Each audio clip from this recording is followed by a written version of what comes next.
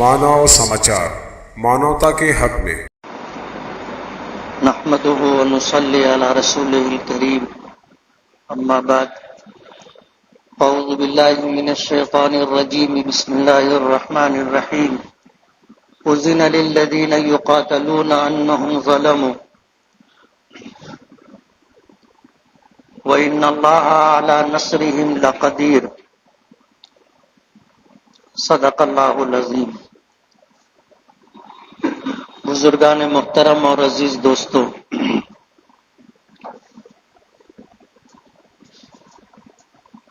इस्लाम एक कामिल व मुकम्मल दीन और मजहब है और इस्लाम की बुनियादी किताब कुरान करीम है। रुए जमीन पर जितने भी धर्म और मज़ाहिब पाए जाते हैं उसमें वाहिद मजहब इस्लाम ऐसा है जो इंसानी जिंदगी के तमाम तर पहलुओं पर मुकम्मल रहनुमाई करता है। जब तक ये दुनिया कायम रहेगी और इस दुनिया में इंसान बसते रहेंगे तो उन इंसानों की तमाम तर जरूरियात के मौके पर कुरान करीम उनकी रहनुमाई करेगा। ऐसी कोई किताब कुरान करीम जैसी रुए जमीन पर नहीं है जो इंसानी जिंदगी के तमाम हालात का इहाता करती। कुरान करीम की जिस आयत की मैंने तिलावत की कि उज़िना लिल्लज़ीना युक़ातलूना बिअन्नहुम ज़ुलिमू,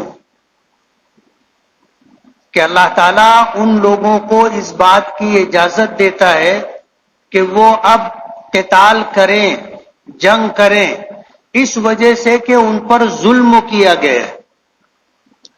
व इन्नल्लाहा अला नस्रिहिम लक़दीर, और अल्लाह ताला उनकी मदद करने पर पूरी तरह कुदरत रखता है। रुए जमीन पर जितने गुनाह किए जाते हैं, जितने कराइम किए जाते हैं, उनमें सबसे बड़ा जुल्म शिर्क है कि जिस खुदा ने इस पूरी दुनिया को बनाया, आसमान है, जमीन है और कायनात की तमाम तर मखलूकात है, जिस अल्लाह ने इसे बनाया उस अल्लाह के साथ किसी को शरीक करके, किसी को उसका साझी बना करके और किसी को उस जैसा मान करके उसकी भी पूजा और इबादत की जाए, ये इस रुए जमीन का सबसे बड़ा जुल्म है। इन्न शिर्क लजुल्मुन अज़ीम, के रुए जमीन पर पाए जाने वाले गुनाहों में सबसे बड़ा गुनाह और जुल्म में सबसे बड़ा जुल्म अल्लाह की जात में, अल्लाह की सिफात में किसी को शरीक करना है। माजी में बारहा ये बात आपने सुनी कि तीन चीजें हैं। एक, अल्लाह ताला की उलूहियत, कि इस दुनिया में पूजे जाने के लायक सिर्फ अल्लाह की जात है, माबूद वही है, इलाह वही है। दूसरी बात वहदानियत, कि अल्लाह की जात में, अल्लाह की सिफात में किसी शख्स को, किसी चीज को शरीक नहीं किया जा सकता, और अगर किसी ने अल्लाह की जात में या सिफात में किसी को शरीक किया है तो यह रुए जमीन का सबसे बड़ा जुल्म है। तीसरी चीज अल्लाह ताला की रुबूबियत, कि इस पूरी कायनात में जितनी मखलूकात पाई जाती हैं उन तमाम मखलूकात की हर तरह की जरूरत पूरी करने वाली जात सिर्फ और सिर्फ अल्लाह रब्बुल आलमीन की जात है। ये उसकी रुबूबियत है। ये अल्लाह ताला का हक है कि उलूहियत उसी की है, वहदानियत उसकी खासियत है और रुबूबियत उसका खासा है। अल्लाह ताला सबको पालता है, सबकी जरूरत पूरी करता है। तो रुए जमीन पर किया जाने वाला सबसे बड़ा जुल्म शिर्क है। जो इस दुनिया में शिर्क करते हैं और शिर्क करते करते इस दुनिया से चले गए तो उनकी बख्शिश नहीं है। قرآن کریم میں اللہ پاک نے فرمایا ان اللہ لا یغفر ان یشرک بہ ویغفر ما دون ذلک لمن یشاء، کہ بے شک اللہ تعالی نہیں بخشے گا اس شخص کو جس نے اللہ کے ساتھ شرک کیا ہے، وَيَغْفِرُ مَا دُونَ ذَلِكَ لِمَن يَشَاءُ، اور شرک کے علاوہ اگر کسی نے کوئی گناہ کیا ہے تو یہ اللہ کی مشیت اور اللہ کے اختیار کی بات ہے کہ اللہ پاک چاہیں تو معاف کر دے، چاہیں تو سزا دے، مواخذہ کرے، اور چاہیں تو معاف کر دے۔ شرک کی معافی نہیں ہے۔ اگر کوئی شرک کی حالت میں مر جاتا ہے تو وہ ایمان سے محروم ہو کر کے شرک کے ساتھ اللہ کی بارگاہ میں پہنچا تو اس کی بخشش نہیں ہے، یہ حرف آخر ہے، اللہ کا فیصلہ ہے۔ اس کے بعد اگر دنیا کی تاریخ اٹھا کر کے آپ دیکھو گے تو دنیا کی تاریخ میں یہ چیز آپ کو ملے گی کہ ظلم کے ساتھ کسی کا اقتدار باقی نہیں رہتا۔ وجہ اس کی یہ ہے کہ اس پوری کائنات میں انسان کو اللہ نے اشرف المخلوقات بنایا ہے۔ ہمارے آقا جناب رسول اللہ صلی اللہ علیہ وسلم نے فرمایا ان الدنیا خلقت لکم، کہ یہ دنیا اللہ نے تمہارے لیے پیدا کی ہے۔ آسمان ہمارے لیے، زمین ہمارے لیے، چاند سورج ستارے ہمارے لیے، اور کائنات کی بے شمار مخلوقات، اللہ نے ان کو ہماری سیوا اور خدمت کے لیے پیدا کیا ہے۔ وَإِنَّكُمْ خُلِقْتُمْ لِلْآخِرَةِ، اور اللہ نے تم کو آخرت کے لیے پیدا کیا ہے۔ یہ دنیا اول اور آخر نہیں ہے، اس دنیا سے پہلے بھی اور دنیا تھی۔ اس دنیا میں آنے سے پہلے بچہ ماں کے پیٹ میں تھا، ماں کے پیٹ میں آنے سے پہلے یہ بچہ عالم ارواح میں تھا۔ جسم اللہ نے اسے اس دنیا کے لیے عطا کیا ہے۔ ماں کے پیٹ میں ہمارا جسم بنتا ہے اور ہم میں جو روح ہے اللہ اس جسم میں ایک مخصوص مقررہ مدت پر ڈالتا ہے، اور اس جسم میں یہ روح اللہ کے حکم کے مطابق جب تک اللہ چاہتا ہے رہتی ہے، اور ایک وقت آتا ہے وہ روح اس جسم سے نکل جاتی ہے تو ہماری ڈیتھ ہو جاتی ہے۔ اصل چیز روح ہے، پہلے عالم ارواح میں تھی، پھر جب اللہ نے ہمیں اس دنیا میں بھیجنے کا فیصلہ کیا تو ماں کے پیٹ میں ہمیں بنایا، اور جب ہمارا جسم بنا تو اللہ نے اس میں روح ڈال دی، اور پھر اس روح اور جسم کے ساتھ ہم اس دنیا میں آئے، اور ایک مقررہ وقت تک ہم رہیں گے۔ اس کے بعد ہمارے جسم سے یہ روح نکال لی جائے گی اور یہ جسم ختم ہو جائے گا۔ لیکن اس دنیا کے بعد ایک دنیا اور بھی ہے جسے عالم برزخ کہتے، یعنی قیامت، اس دنیا کے ختم ہونے تک کا جو زمانہ ہے یہ برزخ کا زمانہ کہلاتا ہے۔ اس میں یہ روح رہے گی، نیک ہے اللہ علیین میں رکھیں گے، اور اگر گنہگار ہے تو اسے سجین میں رکھیں گے۔ جب یہ دنیا ختم ہو جائے گی، قیامت آئے گی، اس کے بعد ایک دنیا ہے جسے عالم آخرت کہا جاتا ہے۔ وہاں پر ہمارے ایمان کا، ہمارے اعمال کا حساب و کتاب ہوگا، اور اس کے بعد ہمیشہ کے لیے سورگ یا ہمیشہ کے لیے نرگ دے دی جائے گی، یعنی جنت یا جہنم کا فیصلہ ہوگا۔ یہ ہمارا عقیدہ ہے، یہ ہمارا عقیدہ ہے۔ ہمارا عقیدہ یہ نہیں ہے کہ مریں گے تو دوبارہ پھر زندہ کیے جائیں گے اور اسی دنیا میں رکھا جائے گا، یہ ہمارا عقیدہ نہیں۔ ایک مرتبہ اس دنیا میں آدمی آتا ہے اور ایک مرتبہ آنے کے بعد دوبارہ اس دنیا میں نہیں آئے گا۔ ایک زندگی اللہ نے دی ہے، چاہے بنا لو یا تباہ و برباد کر لو، دوبارہ زندگی اس دنیا میں اللہ پاک نہیں دیں گے۔ تو دنیا کی تاریخ اٹھا کر کے آپ دیکھو گے تو اس دنیا میں اللہ کی نافرمانیوں کے ساتھ، شرک کے ساتھ، کفر کے ساتھ حکومتیں اور اقتدار باقی رہتا ہے، لیکن ظلم کے ساتھ کسی کا اقتدار اللہ باقی نہیں رکھتا۔ وجہ اس کی یہ ہے کہ یہ دنیا اللہ نے بنائی ہے اور اس دنیا میں انسانوں کو اللہ پاک نے تمام مخلوقات میں سب سے بہتر بنایا، تمام مخلوقات میں سب سے اشرف بنایا اور یہ پوری دنیا اللہ نے انسانوں کے لیے بنائی، اور یہ انسان اللہ پاک فرماتے ہیں الخلق عیال اللہ، مخلوق اللہ کا کنبہ ہے۔ اس کے ساتھ اگر کوئی ظلم کرتا ہے تو ظلم کرنے والوں کو اللہ پسند نہیں کرتا۔ یہی وجہ ہے کہ دنیا کی تاریخ اٹھا کر کے آپ دیکھو گے کہ کسی کا اقتدار ظلم کے ساتھ باقی نہیں رہتا۔ آج اس وقت آپ کو پتا ہے کہ فلسطین اور اسرائیل کی جنگ چل رہی ہے۔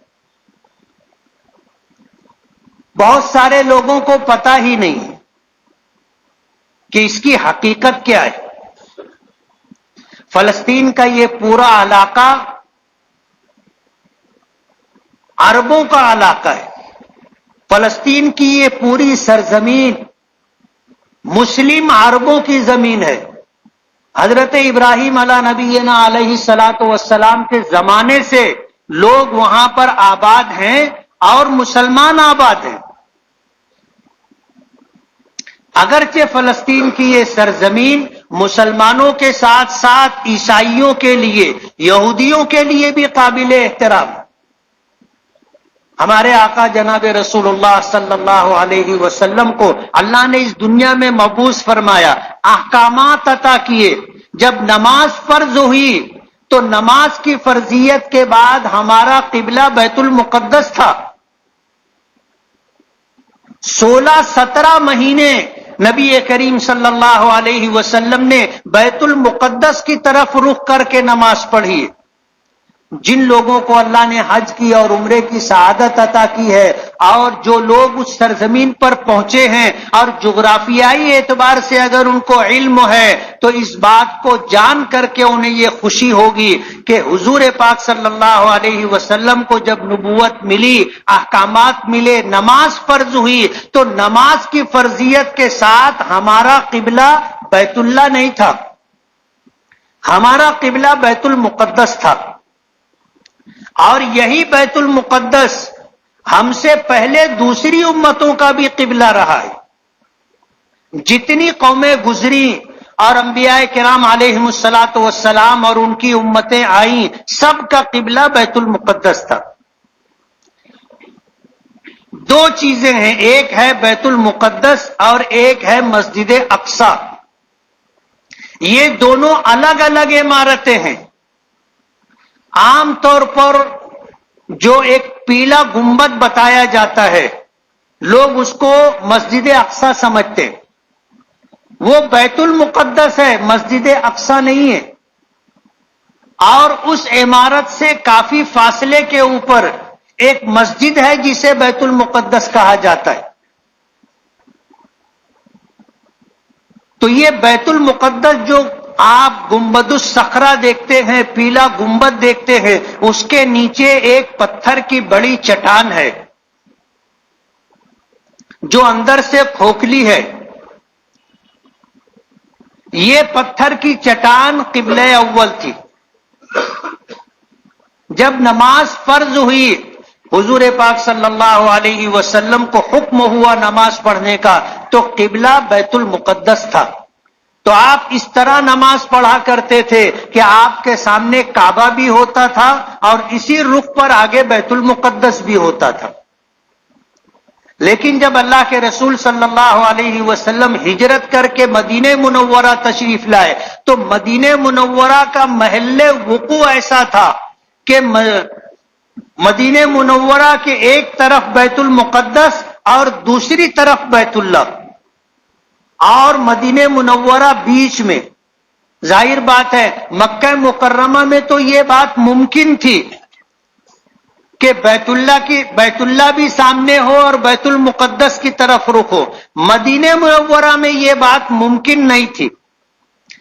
مدینہ منورہ میں اگر کوئی شخص بیت المقدس کی طرف رخ کرتا ہے تو بیت اللہ کی طرف پیٹھ ہوگی، اور اگر بیت اللہ کی طرف اپنا رخ کرتا ہے، منہ کرتا ہے، تو اس کی پیٹھ بیت المقدس کی طرف ہوگی۔ مدینہ منورہ میں رہ کر کے ممکن نہیں ہے کہ دونوں کی طرف نماز میں آدمی رخ کر سکے، کہ بیک وقت اس کا رخ بیت اللہ کی طرف بھی ہو اور بیت المقدس کی طرف بھی ہو، یہ چیز ممکن نہیں۔ اللہ کے رسول صلی اللہ علیہ وسلم ہجرت کر کے مدینہ منورہ پہنچے تو آپ بیت المقدس کی طرف رخ کر کے نماز پڑھتے رہے، اور اس طرح 16 یا 17 مہینے آپ نے مدینہ منورہ میں بیت المقدس کی طرف رخ کر کے نماز پڑھی۔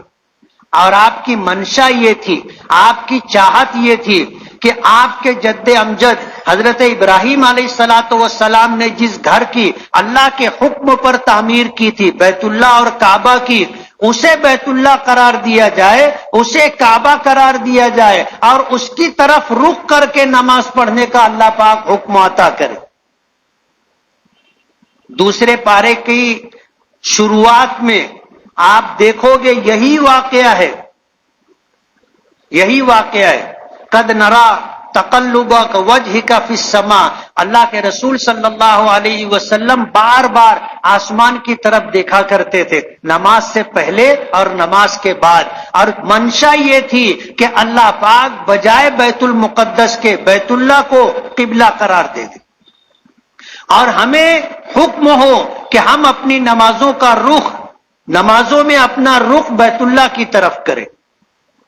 حضور کی یہ چاہت تھی، لیکن ظاہر بات ہے یہ فیصلہ اللہ کی طرف سے، اللہ نے حکم دیا، بیت اللہ بیت المقدس کو بنایا تو ہمیں قبلہ بیت المقدس کا دیا گیا، تو ہم اسی طرف رک کر کے نماز پڑھتے رہے۔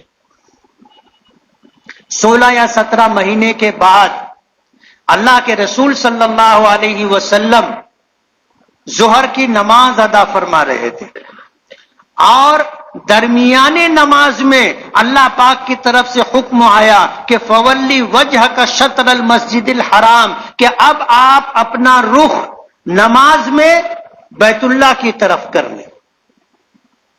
مدینہ منورہ جو لوگ گئے ہیں وہاں لوگوں نے ایک مسجد دیکھی ہوگی، مسجد قبلتین، 2 قبلوں والی مسجد، مسجد قبلتین۔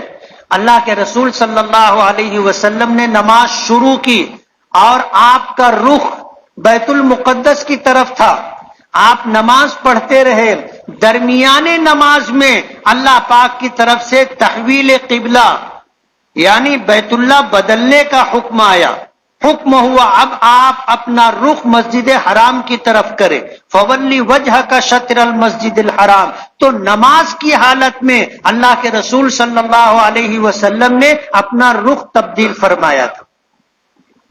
اور رخ کیسے تبدیل ہوا تھا، آپ اپنی اس مسجد کو تصور کریں، امام اس جگہ کھڑے ہو کر کے نماز پڑھا رہا ہے، اب اگر اسے اپنا رخ تبدیل کرنا ہو، بجائے اس طرف کے اس طرف منہ کرنا ہو، تو امام مصلی کے پیچھے نہیں رہے گا، اسے مصلیوں کے آگے رہنا ہے، تو اسے یہاں سے چل کر کے ایسے جا کر کے آخری صف کے پیچھے اب کھڑا ہونا ہوگا۔ اللہ کے رسول صلی اللہ علیہ وسلم نے اسی طرح کیا تھا، اور جو شخص جس جگہ کھڑا تھا اسی جگہ گھوم کر کے اس نے اپنا رخ تبدیل کیا، یعنی نماز شروع کرتے ہوئے جو آخری صف تھی، نماز ختم کرتے ہوئے وہ پہلی صف بن گئی، اور جو پہلی صف تھی وہ آخری صف ہو گئی۔ یہ تحویل قبلہ۔ مدینہ منورہ میں ایک مسجد ہے، مسجد قبلتین، وہاں پر تحویل قبلہ کا حکم نازل ہوا تھا۔ تو 16 یا 17 مہینے ہمارا قبلہ اول بیت المقدس رہا ہے، اور یہی وہ سرزمین ہے جہاں سے نبی کریم صلی اللہ علیہ وسلم کو معراج پر لے جایا گیا تھا، یہی وہ سرزمین ہے جس سے اسلام کی بے شمار تاریخیں وابستہ ہیں۔ یہ تو مسلمانوں کے لیے قابل احترام ہے ہی، عیسائیوں کے لیے بھی یہ شہر قابل احترام ہے۔ وجہ اس کی یہ ہے کہ حضرت عیسیٰ علیہ السلام کی پیدائش اسی سرزمین پر ہوئی ہے، اور بغیر باپ کے اللہ نے حضرت عیسیٰ علیہ السلام کو پیدا کیا تھا، اس سرزمین پر میرا 4 مرتبہ جانا ہوا ہے. تاریخی اعتبار سے میں نے سارے مقامات دیکھے، اور یہ سرزمین بنی اسرائیل کے علماء کا بھی مسکن رہی ہے. حضرت ابراہیم کو، اور پھر حضرت موسیٰ ہیں، حضرت داؤد ہیں، حضرت سلیمان ہیں، حضرت زکریا ہیں، حضرت یحییٰ ہیں، حضرت اسحاق ہیں، حضرت یعقوب ہیں، حضرت یوسف ہیں. یہ انبیاء بنی اسرائیل رہے، اور یہ مقدس سرزمین ان کا جائے مقام اور مسکن رہی ہے. اس لیے یہودیوں کے لیے بھی یہ جگہ قابل احترام. لیکن شروع دن سے یہاں پہ جو لوگ آباد رہے وہ عرب رہے، اور ان کا مذہب اسلام رہا. اور یہ سرزمین بار بار جنگوں کی زد میں آتی رہی، اجاڑی جاتی رہی، بستی رہی، پھر اجاڑی جاتی رہی. اور جب اسلام آیا، ہم لوگوں کو اسلام ملا، اور حضرت عمر فاروق رضی اللہ تعالی عنہ کا دور آیا، تو اس زمانے میں مسلمانوں نے یہودیوں سے یہ جگہ حاصل کی دوبارہ. یہودیوں نے یہ جگہ عربوں سے چھینی تھی، اور مسلمانوں کا قتل عام کیا تھا. حضرت عمر فاروق کا زمانہ آیا تو حضرت عمرو ابن عاص اور حضرت ابو عبیدہ ابن الجراح رضی اللہ تعالی عنہ، جب اسلامی سلطنت کی وسعت ہونے لگی تو اسلامی فوج بیت المقدس تک پہنچی، اور بیت المقدس کا محاصرہ کر لیا. اور مسلمانوں کی چاہت یہ تھی کہ خوریزی نہ ہو،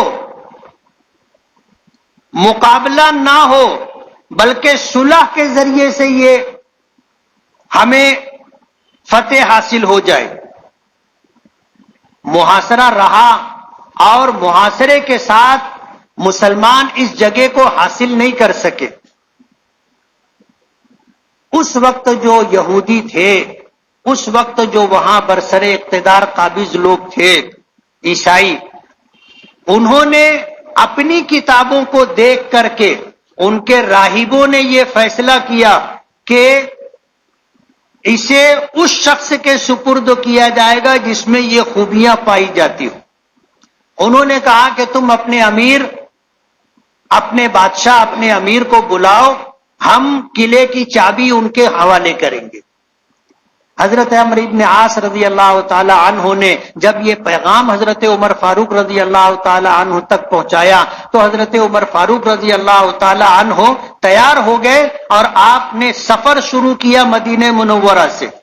ساتھ میں اپنے غلام کو لیا، اور راستے کے لیے توشہ پانی لیا اور نکل پڑے. یہ طے ہوا تھا کہ ایک منزل تک میں اونٹ پر بیٹھوں گا، تم اونٹ کی نکیل پکڑ کر چلو گے، اور دوسری منزل سے تم اونٹ پر بیٹھو گے، میں نکیل پکڑ کر کے چلوں گا. اس طرح سفر کرتے کرتے جب بیت المقدس پہنچے تو غلام کے اونٹ پر بیٹھنے کی باری تھی، اور حضرت عمر فاروق کی باری نکیل پکڑ کر کے چلنے کی تھی. غلام نے کہا کہ امیر المومنین، آپ اونٹ پر بیٹھ جائیں، میں نکیل پکڑ کر کے چلتا ہوں. تو حضرت عمر فاروق رضی اللہ تعالی عنہ نے کہا تھا یہ انصاف کے خلاف ہے، یہ ہمارے معاہدے اور انصاف کے خلاف ہے. تمہاری باری اونٹ پر بیٹھنے کی ہے، تم بیٹھو، میں نکیل پکڑ کر کے چلتا ہوں. مسلمانوں نے اور فوج کے سربراہ ابو حضرت عمرو ابن عاص وغیرہ نے ایک منزل پہلے حضرت عمر کا استقبال کیا اور گزارش کی کہ آپ اونٹ پر بیٹھ جائیں، اور اس طرح ہم آپ کے ساتھ چلتے ہیں. حضرت عمر فاروق نے انکار کر دیا اور اونٹ کی نکیل پکڑ کر کے بیت المقدس تک پہنچے. ان کی کتابوں میں یہ لکھا تھا کہ جس کے ہاتھ پر بیت المقدس فتح ہونا ہے وہ جب بیت المقدس آئے گا تو اس کا غلام اونٹ پر بیٹھا ہوگا. ایک اونٹ ہوگا جس پر باری باری دونوں سوار ہوں گے، اور جب بیت المقدس پہنچیں گے تو مسلمانوں کا امیر اونٹ کی نکیل پکڑ کر، رسی پکڑ کر پیدل چل رہا ہوگا، اور غلام اونٹ پر بیٹھا ہوگا. اس حالت میں پہنچے تھے، اور پہنچے تھے اس حالت میں کہ حضرت عمر فاروق کے جسم پر جو چادر تھی یا جو جبہ تھا اس پر 17 پیوند لگے تھے، 17 پیوند۔ علماء نے آ کر کے پیوند گننا شروع کیے، اور بار بار گنتے تھے رک جاتے تھے، بار بار گنتے تھے رک جاتے تھے۔ تو حضرت عمر فاروق نے پوچھا کہ کیا مسئلہ کیا ہے، کیا بات ہے؟ تو وہ کہنے لگے کہ ہماری کتابوں میں لکھا ہے کہ مسلمانوں کا امیر جب اس علاقے کو فتح کرے گا تو اس وقت اس کے جسم پر جو کپڑا ہوگا اس میں 17 پیوند ہوں گے۔ آپ کے جسم پر پیوند ہے کپڑے پر، لیکن 16 ہے، 17واں پیوند نہیں مل رہا ہے۔ تو حضرت عمر فاروق نے اپنا ہاتھ ایسے اٹھایا تو نیچے بغل میں 17واں پیوند تھا۔ تو انہوں نے بیت المقدس کی چابی حضرت عمر فاروق کے سپرد کر دی، معاہدہ ہوا، اور اس معاہدے میں یہ طے ہوا کہ کسی کی جان پر، کسی کے مال پر ہاتھ نہیں ڈالا جائے گا، کسی کی عزت پر ہاتھ نہیں ڈالا جائے گا۔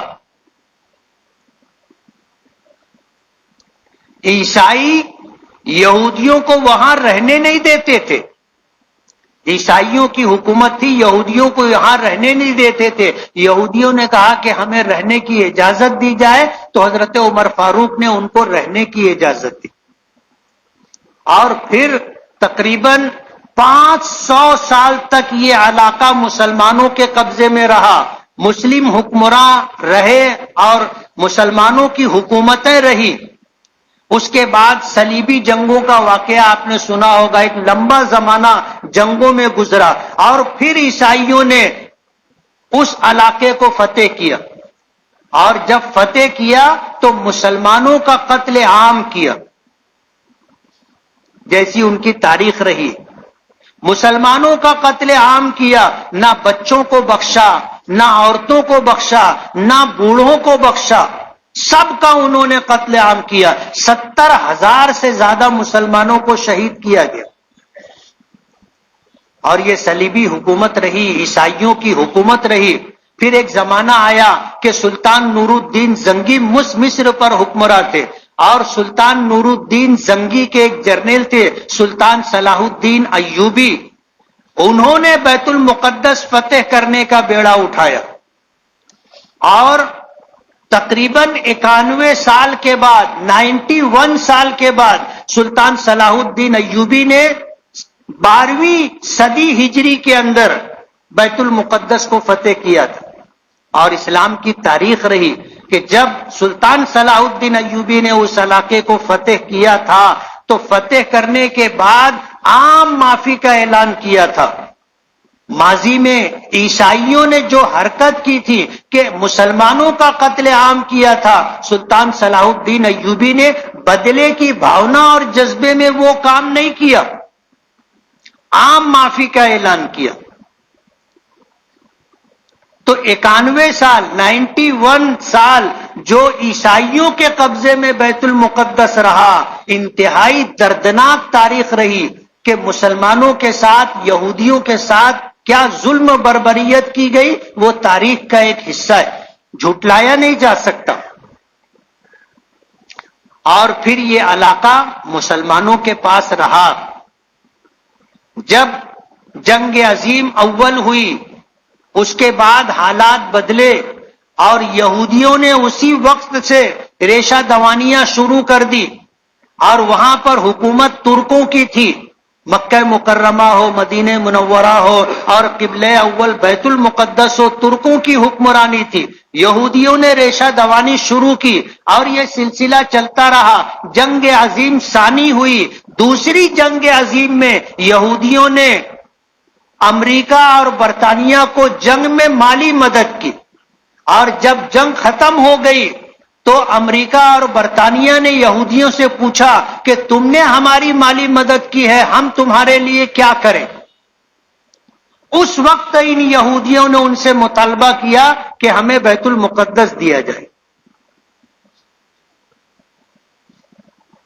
اور پھر امریکہ اور برطانیہ نے اقوام متحدہ کے ذریعے وہاں پر یہودیوں کو بسایا، اور اقوام متحدہ کی یہ وہاں پر یہ ریزولوشن آیا اور یہ فیصلہ انہوں نے کیا کہ فلسطین کی یہ سرزمین 2 حصوں میں بانٹ دی جائے، ایک حصہ یہودیوں کو دے دیا جائے اور ایک حصہ مسلمانوں کو دیا جائے۔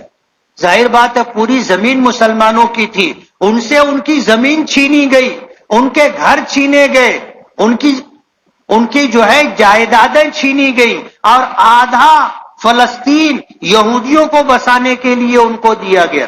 مسلمانوں نے اس بات کو قبول نہیں کیا، اور 1948 سے لے کر کے 1967 تک ان کی آپس میں جنگیں چلتی رہی، اور امریکہ اور برطانیہ اسرائیل کا ساتھ دیتے رہے، اور اسرائیل کی حدود سلطنت بڑھتی رہی۔ آج تقریباً 90% جگہ پر اسرائیل قابض ہے اور 10% جگہ مسلمانوں کے پاس ہے۔ ظاہر بات ہے جو فیصلہ اقوام متحدہ کے بعد کے ذریعے کیا گیا تھا وہ ظلم تھا، کہ کوئی بھی اگر یہ کہے کہ بھائی ان کا گھر، ان کی زمین، ان کی جائیداد ہمیں دے دو، تو یہ آپ کی زمین تو نہیں تھی، جن کی تھی، اگر وہ دینا چاہتے تو الگ بات تھی۔ آپ زور اور طاقت کے بلبوتے پر اس جگہ سے عرب مسلمانوں کو اجاڑا گیا، ان کی جائیدادیں، ان کے مکانات، ان کی زمینیں چھینی گئی اور یہودیوں کو دی گئی، اور آج تک امریکہ برطانیہ ان کی مدد کر رہے۔ یعنی مسلمانوں کے دل میں اس وقت ان لوگوں نے طاقت کے بلبوتے پر خنجر گھونپا تھا، اور آج تک اس کی مدد کر رہے۔ کوئی دن ایسا نہیں گزرتا کہ جب اسرائیل وہاں غزہ میں رہنے والے مسلمانوں پر ظلم و زیادتی نہ کرتا۔ 1948 سے آج تک یہ سلسلہ جاری ہے۔ مسلمانوں نے اقوام متحدہ کے اس فیصلے کو قبول نہیں کیا کہ ہماری آدھی زمین ان کو دی جائے، اس فیصلے کو قبول نہیں کیا۔ ہماری زمین ہے، ہم نہیں دیں گے۔ تو اسرائیل وہاں طاقت کے بلبوتے پر ہے، امریکہ اور برطانیہ کی پشت پناہی کی وجہ سے وہاں پر ہے۔ اسی لیے دنیا بھر کی حکومتوں کا اسرائیل کے بارے میں جو فیصلہ رہا ہے، جو پالیسی رہی ہے، وہ پالیسی یہ ہے کہ یہ علاقہ مسلمانوں کا علاقہ ہے، ان کی سرزمین ہے، ان کو دی جائے۔ ہمارے ملک ہندوستان کی بھی خارجہ پالیسی یہی رہی، جواہر لال نہرو رہے ہوں یا ملک میں جو لوگ بھی پالیسی ساز رہے اور ذمہ دار رہے، چاہے گاندھی رہے ہوں یا اس کے بعد جتنے حکمراں رہے، حتیٰ کہ اٹل بہاری واجپئی جب بی جے پی کی سرکار بنی تھی، اس وقت اٹل بہاری واجپئی کی بھی خارجہ پالیسی یہی تھی کہ مسلمانوں کی ایک آزاد ریاست قائم ہو۔ آج بھی ہمارے دیش کی پالیسی بدلی نہیں ہے، ہمارے دیش کی پالیسی یہی ہے کہ حقداروں کو ان کا حق دیا جائے۔ آج اسلام اور مسلم دشمنی کے اندر اگر دیش کے ذمہ داران یہ اعلان کرتے ہیں کہ ہم اسرائیل کے ساتھ کھڑے ہیں، تو یہ دیش کی خارجہ پالیسی کے خلاف ہے۔ ہمارے دیش کی خارجہ پالیسی بھی یہی رہی ہے کہ ہم مظلوم فلسطینیوں کے ساتھ ہیں، ان کا حق ہے۔ آپ کے گھر میں اگر کوئی طاقت کے بلبوتے پر گھس جائے اور آدھے گھر پر قبضہ کر لے تو کیا آپ اس کو گوارا کریں گے؟ اور آپ اگر اپنا حق حاصل کرنے کے لیے جدوجہد کریں گے تو کیا اس کو دہشت گردی کہا جائے گا؟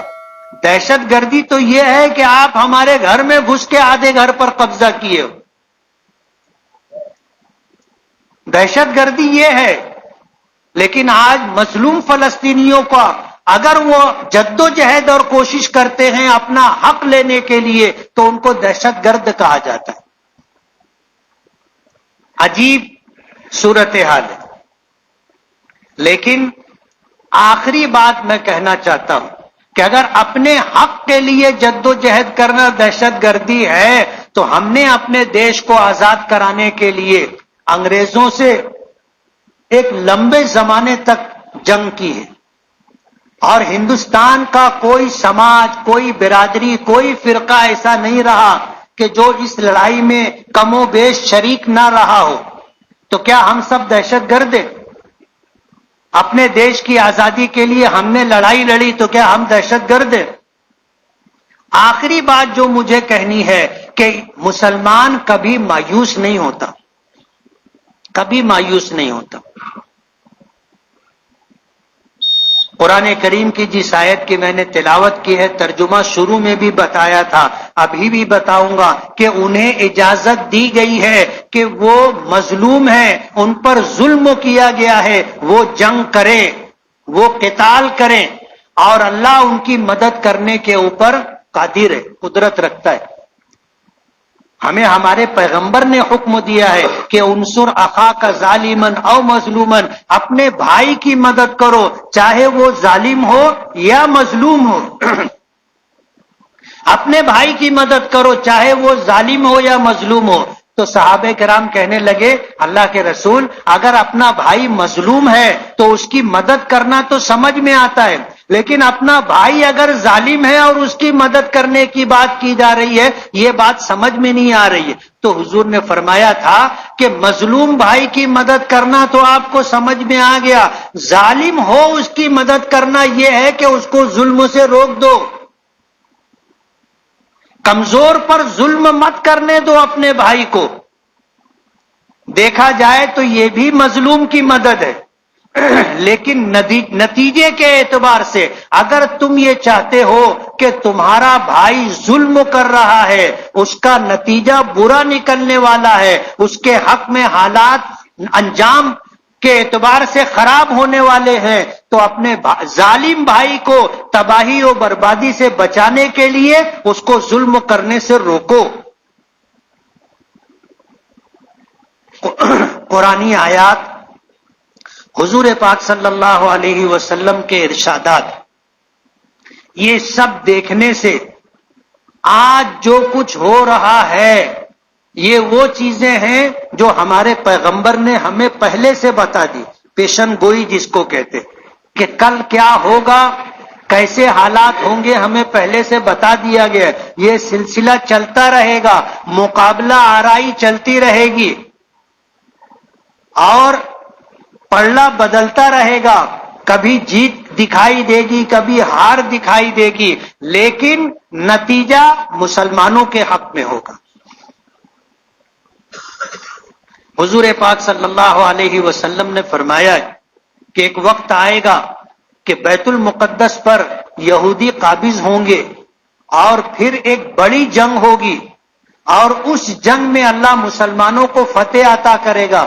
یہودی اپنی جان بچانے کے لیے اگر پتھر کی چٹان کے پیچھے چھپا ہوگا تو وہ پتھر کی چٹان کسی مسلم مجاہد کو جاتے ہوئے دیکھے گی تو آواز دے کے بتائے گی کہ میرے پیچھے یہودی چھپائے.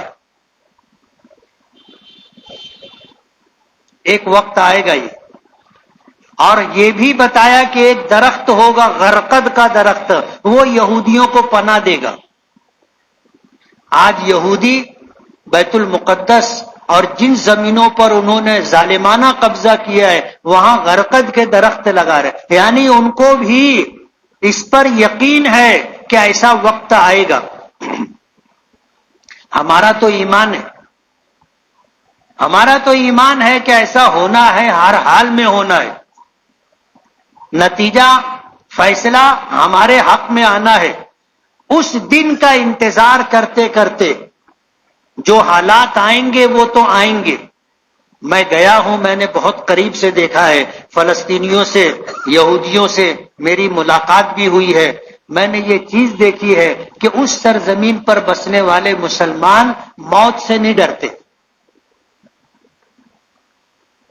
موت سے نہیں ڈرتے. روزانہ یہودی ان کو مارتا ہے، بچے شہید ہوتے ہیں، عورتیں شہید ہوتی ہیں،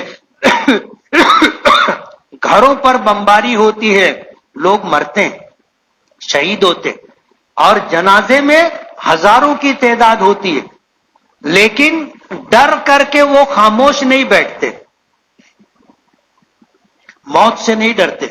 اور جو موت سے نہ ڈرے اس سے زیادہ جری، اس سے زیادہ بہادر کوئی دوسرا شخص نہیں ہوتا. تو فلسطینی مسلمانوں کا یہ جذبہ ہے، آپ دعا کرو ان کا جذبہ سلامت رہے، اور آپ دعا کرو. قرآن کریم میں اللہ نے جو فرمایا کہ مظلوموں کو اپنا حق لینے کے لیے جنگ کرنے کی اجازت دی گئی ہے، اور اللہ ان کی مدد کرنے کے اوپر قادر ہے. اللہ اپنی مدد نازل فرمائے، مایوسی نہیں ہے. اور موت تو برحق ہے. آدمی اپنے گھر میں رہے گا تو بھی مر جائے گا، بستر پہ رہے گا تو بھی مر جائے گا، اور میدان جہاد میں رہے گا، موت لکھی ہوگی تو وہاں مر جائے گا، اور نہیں لکھی ہوگی تو خالد ابن ولید کی طرح رہے گا. خالد ابن ولید کو حضور نے خطاب دیا تھا سیف اللہ کا، اللہ کی تلوار، اللہ کی تلوار.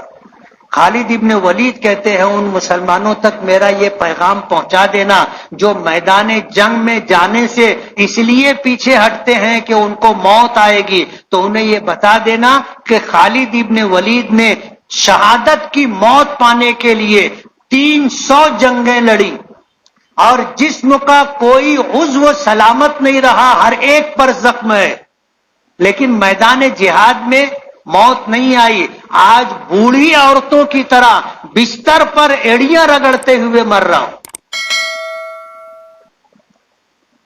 علماء نے لکھا ہے کہ ان کی شہادت اللہ کی تلوار کا ٹوٹ جانا تھا. حضور نے سیف اللہ کا خطاب دیا تھا، اس لیے میدان جہاد میں کسی کافر کو یہ مقام نہیں ملا کہ وہ خالد ابن ولید کی جان لے لے. اس لیے موت جہاں آنی ہے وہاں آئے گی. ایمان والا موت سے نہیں ڈرتا، موت سے نہیں ڈرتا، جب آئے گی آئے گی. یہی جذبہ فلسطینیوں کا ہے. 1948 سے آج تک ایک دن بھی ایسا نہیں گزرا جس میں مسلمانوں کی جان سے، ان کے مال سے تعرض نہ کیا گیا. روزانہ مسلمان شہید ہو رہے ہیں لیکن پیچھے نہیں ہٹے، لڑ رہے ہیں. کوئی ساتھ دے یا نہ دے، وہ اپنے حق کے لیے، اپنی زمین واپس لینے کے لیے لڑ رہے ہیں. اور انہوں نے طے کر رکھا ہے کہ جب تک ہمیں اپنا حق نہیں ملے گا ہم لڑتے رہیں گے. اور ان کی حمایت، ان کے حق کو ملنا چاہیے. ہمارے دیش کی بھی یہی پالیسی ہے. جب سے 1947 سے ہندوستان آزاد ہوا اور حکومتیں بنی تو ان کی خارجہ پالیسی یہی رہی، حتیٰ کہ اٹل بہاری واجپئی کی بھی خارجہ پالیسی یہی رہی. آج بھی ہمارے دیش کی خارجہ پالیسی یہی ہے. ظاہر بات ہے ہم جس مقام پر ہیں یہاں سے ہم ان کے لیے کوئی مدد نہیں کر سکتے. آج ہماری حکومت نے اعلان کیا ہے کہ اسرائیل کے ساتھ ہم کھڑے ہیں. اگرچہ پالیسی نہیں بدلی، پالیسی وہی ہے کہ مظلوم فلسطینیوں کو ان کا حق ملنا چاہیے، لیکن آج اسرائیل کے ساتھ کھڑے ہیں ایسا اعلان کیا گیا. ہم مظلوموں کی مدد نہیں کر سکتے تو کم سے کم دعاؤں کا اہتمام کریں. حضور نے فرمایا الدعاء سلاح المومن، دعا مومن کا ہتھیار ہے. کرنے والی ذات اللہ کی، اور اللہ کے لیے فیصلہ تبدیل کرنا ہماری اس انگلی کے حرکت دینے سے زیادہ آسان ہے. اللہ جب چاہے حالات بدل سکتے، اس لیے مایوسی نہیں ہے. ہم جس ذات پر ایمان رکھتے ہیں اس کو پوری پوری قدرت حاصل ہے. اس کائنات میں ہوتا وہی ہے جو اس کا فیصلہ ہوتا ہے. اس لیے مظلوموں کو ان کا حق ملے، ان کے لیے جمعیت علماء کی طرف سے شہر کی تمام مسجدوں میں آج کے دن یوم دعا کا اہتمام کیا جائے. یوم دعا کے طور پر آج کے دن کو منایا جائے. جمعہ کی نماز میں، نماز کے بعد ہم تو دعا کریں گے، لیکن ہم سب کی ذمہ داری ہے کہ ہم مظلوم فلسطینیوں کے لیے دعا کرتے رہیں. کریں گے نا؟ اور مایوسی نہیں ہے. انشاءاللہ حق غالب رہے گا. وآخر دعوانا ان الحمدللہ رب العالمین.